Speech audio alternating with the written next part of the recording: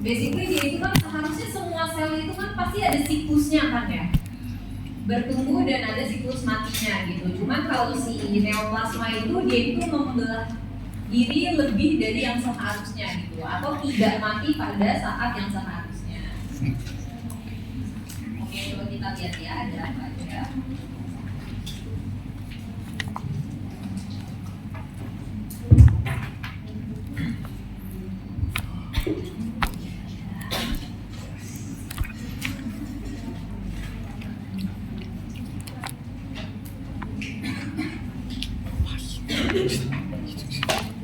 Oke, jadi kalau menurut NCI, neoplasma itu adalah massa abnormal yang terbentuk ketika sel-sel itu tumbuh dan dia itu membelah lebih dari yang seharusnya, atau dia itu tidak mati pada saat yang seharusnya lah, kurang lebih seperti itu. Nah, dia itu juga tumor atau neoplasma itu bisa dikatakan sebagai one of the sign of inflamasi gitu. Masih ingat nggak inflamasi itu apa aja tanda-tandanya? Tumor, dolor, tumor, Tumor apa? merah, Cakep. Terus? dolor, panas, kalor, panas, Terus? Tumor. Terus satu lagi? Functionless. Oke, nah ini masuknya tumornya itu yang ke swellingnya itu ya, yang ke pembengkakan itu. Pembengkakan itu. Lalu sebenarnya ini masalah term aja gitu. Jadi ada yang ngomongnya itu neoplasma, ada yang ngomongnya itu tuh tumor gitu. Jadi kayak sering istilah yang sering digunakan secara bergantian gitu. Sebenarnya beda atau enggak tipis-tipis gitu lah, ada perbedaan halusnya gitu lah. Sebenarnya kan kalau neoplasma itu suatu pertumbuhan abnormal gitu ya, yang tumbuhnya itu berlebih. Tapi bisa bentuknya itu tumor, bisa tidak. Karena kalau tumor itu kan dia benjolan gitu kan, pembengkakan gitu, ada benjolan gitu. Jadi ibaratnya tumor itu tuh bentuk fisik dari gejala neoplasma. Jadi neoplasma itu pertumbuhan berlebih, bisa jadi bentuknya itu sebuah tumor. Tapi bisa aja, neoplasma kan bisa jinak, bisa ganas gitu kan ya. Contoh contohnya leukemia gitu. Dia itu kan nggak ada bentuknya benjolan kan, ya. tapi dia termasuk neoplasma gitu. Jadi, tapi yang ganas, neoplasma ganas gitu. Jadi tumor itu pasti neoplasma, tapi tidak semua neoplasma itu bentuknya tumor gitu. Cuman istilah ini sering dipakai bergantian, jadi kadang disebutnya neoplasma, kadang disebutnya tumor. Kalau menurut saya sih lebih tepat neoplasma ya, tapi ya anyway nggak apa-apa juga gitu. Cuman semoga bisa dipahami perbedaannya itu apa.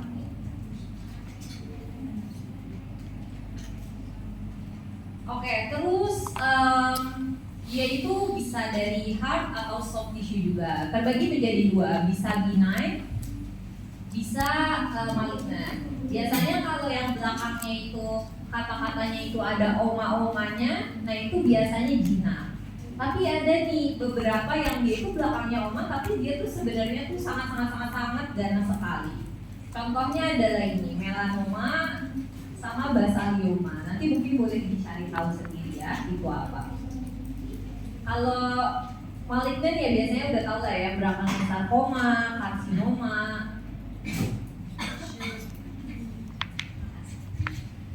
Nah itu biasanya malignan. Oke, jadi neoplasma atau tumor ini dia bisa dibedakan menjadi beberapa jenis berdasarkan jaringan asalnya. Nah, bisa dari epitelial, bisa dari mesenchyme. Masih ingat ya, mesenchyme itu apa, epitelial apa, masih udah jelasin tuh di semester 3. Nah, kita akan lebih fokusnya itu ke yang mesenchyme atau jaringan ikatnya.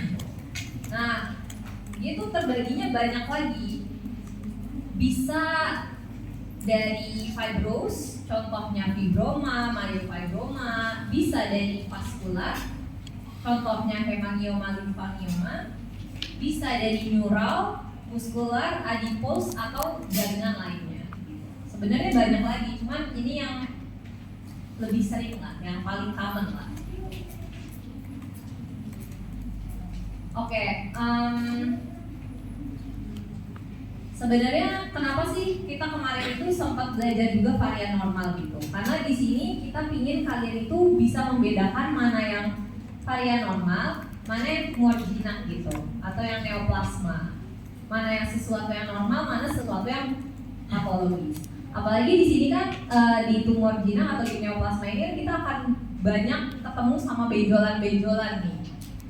Which is di varian normal pun kita juga punya gitu banyak benjolan yang bentuknya jenis lesinya itu nodul gitu. Contohnya apa? Itu Taurus palatinus, masih ingat ya?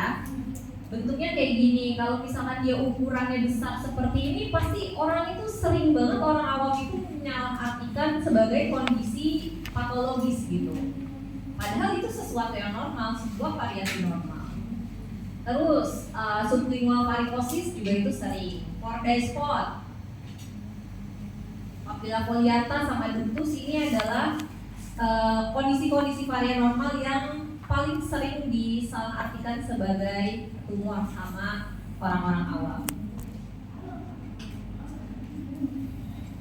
Oke. Sekarang kita masuk ke yang pertama.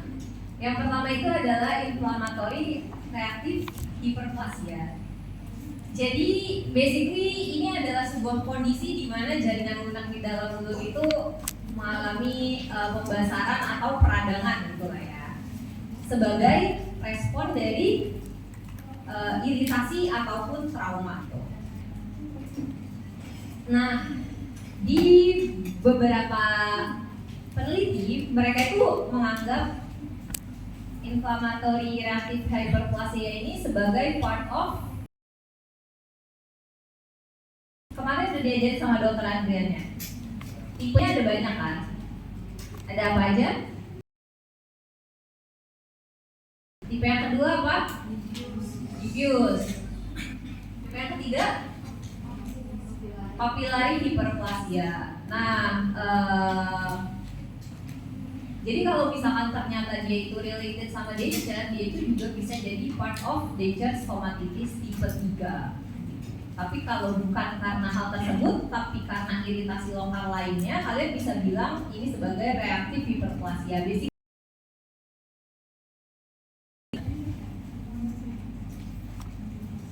Oke.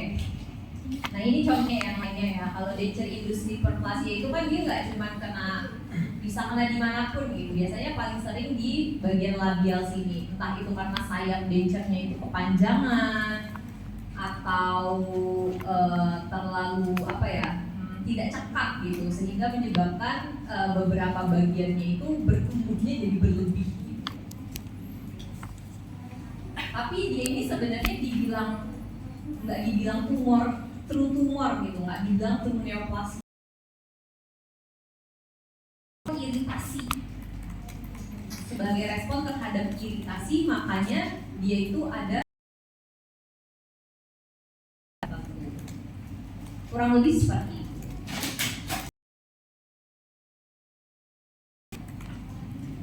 Kita masuk yang selanjutnya. Yang selanjutnya adalah fibroma atau irritation fibroma atau traumatic fibroma dan lain-lainnya. Banyak banget nama lainnya. Sebenarnya ini orang-orang awam itu bilangnya tumor jinak yang terbentuk dari jaringan ikat fibrosa. Cuman masih diperdebatkan gitu. Sebenarnya si fibroma ini tuh beneran true neoplasma atau sama kayak yang sebelumnya, ataukah dia cuma respon jaringan terhadap iritasi? Karena itu masih diperdebatkan sampai sekarang. Apakah dia true neoplasma atau hanya sekadar respon terhadap iritasi gitu, reaktif jaringan terhadap suatu iritasi. Lokasinya bisa di mana-mana, bisa di mulut, bisa di pipi, bisa di bibir. Bentukannya kayak gini. Kalau kalian lihat dari foto ini, bentuknya tuh kayak apa ya? Cakep gitu. Kalau saya sih bilangnya cakep ya. Karena cakepnya itu meaning kayak permukaannya tuh halus. Terus bentuknya tuh jelas gitu. Dia kayak gini kira-kira ada keluhan atau enggak? Nggak ada, betul banget, nggak ada banget. Kecuali kalau dia ada infeksi sekunder ya, entah itu dia luka atau gimana gitu. Tapi basically biasanya dia itu tidak menimbulkan keluhan. Sebenarnya tumor jinak atau neoplasma tuh susah banget dibedakan secara klinis gitu. Jadi kayak dia tuh butuh pemeriksaan tambahan untuk atau histopatologisnya buat membedakan mana satu mana dua. Tapi nggak apa-apa, coba kita lihat ya. Nah, fibroma yang tadi dia itu biasanya terjadinya itu karena iritasi lokal. Kalau dilihat secara mikroskopis atau histopatologis, dalamnya tuh kayak begini aja. Jaringan ikatnya tuh kayak gini. Isinya ya udah padat aja, jaringan ikat fibrosa. Nah, dalamnya kayak begini. Benihnya gini, mirip nggak sih? Oke. Atau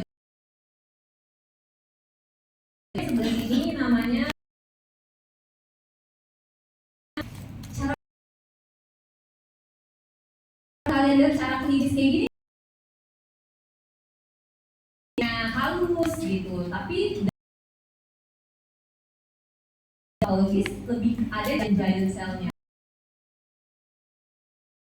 ada trabeculanya. Kalau misalkan kalian lihat keseluruhannya ya, dua ini